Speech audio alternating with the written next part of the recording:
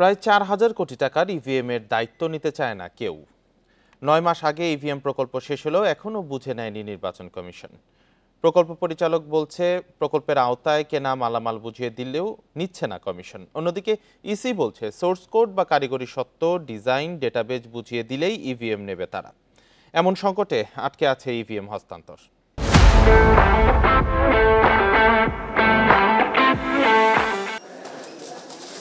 একাদশ জাতীয় সংসদ নির্বাচনের আগে ২০১৮ সালে ৩,৮২৫ কোটি টাকা ব্যয়ে ১.৫ লাখ ইভিএম কেনে নির্বাচন কমিশন। ২০২৩ সালের জুনে প্রকল্পের মেয়াদ শেষ হওয়ার কথা থাকলেও তা ১ বছর বেড়ে গত বছর জুনে শেষ হয়।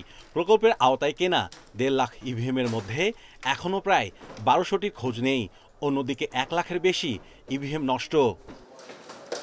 ত্রয়োদশ নির্বাচনে ইভিএমে নয়, কেবল ব্যালট পেপারের মাধ্যমে ভোট হবে। ৯ মাস আগে ইভিএম প্রকল্পের মেয়াদ শেষ হয়ে গেলেও কমিশনের পক্ষে এখন পর্যন্ত পুরোপুরি ইভিএম টেক ওভার করা হয়নি। কবে নাগাদ ইভিএম হস্তান্তর হবে তা নির্দিষ্ট করে কমিশন ও প্রকল্প সংশ্লিষ্ট কেউ বলতে পারেনি।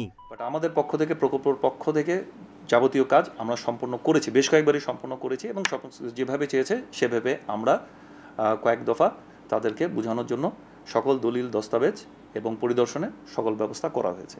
যিনি এটা নেবেন তিনি যদি বলেন যে আমি এটা আর একটু বিস্তারিত দেখতে চাই, তার সেটা প্রাধিকার আছেই, তাই না? যে আমি আর একটু ভালো করে বুঝে নিতে চাই যে হ্যাঁ এটা এখানে কার্যকর। এখন এটার জন্য একটু সময় লাগতে পারে, সে সময়টা প্রাতিষ্ঠানিকভাবে দেওয়া আমার মনে হয় উচিত। প্রকল্প ডিজাইনে দুর্বলতা ছিল বলে মনে করছে সংশ্লিষ্টরা। অন্যদিকে কমিশন বলছে ইভিএমের কারিগরি বিষয় বুঝে না পেয়ে হস্তান্তরে দেরি হচ্ছে। এখন সোর্স কোডটা যদি আমি না জানি বা ওই মেশিনের সাথে যেটা কম্প্যাটেবিলিটি যদি না জানি, তাহলে যদি ভবিষ্যতে কখনো এটা ব্যবহার করার কথা আসে, যে কটাই থাকুক, বা পরবর্তীতে ডিসপোজালের ক্ষেত্রে ওই জিনিসটার প্রয়োজন আছে। যে এখন সোর্স কোড বোঝার বিষয়, সেটা আমাদের প্রকল্পের স্কোপের বাইরে। প্রকল্প সেভাবে ডিজাইন হয়নি যে সোর্স কোডের যে ডেভেলপ, বিল্ড ইত্যাদি নিয়ে এগুলো কাজ করার মতো করে প্রকল্পটি তৈরি হয়নি। যেহেতু এটা তৈরি হয়নি, তো সেই বিষয়টা আমাদের প্রকল্পের পক্ষে বোঝানো সম্ভব না। প্রকল্প যেভাবে ডিজাইন করা হয়েছে, প্রকল্প যেভাবে প্রস্তুত করা হয়েছে, এটা যেভাবে সমাপ্ত করা হয়েছে সেই অনুযায়ী সকল কিছুই দিয়ে দেওয়া হয়েছে। এদিকে প্রকল্পে ইভিএম সংরক্ষণের কোনো ব্যবস্থা না থাকায় বিপাকে পড়েছে কমিশন। অন্যদিকে ইভিএম সংরক্ষণ বাবদ বিএমটিএফ এর কাছে দেনা বাড়ছে ইসির। ইভিএমের মাধ্যমে রাষ্ট্রের প্রায় ৪,০০০ কোটি টাকা নষ্ট করেছে নির্বাচন কমিশন। অযত্নে, অবহেলায় বেশিরভাগ ইভিএম নষ্ট ও হদিস মিলছে না।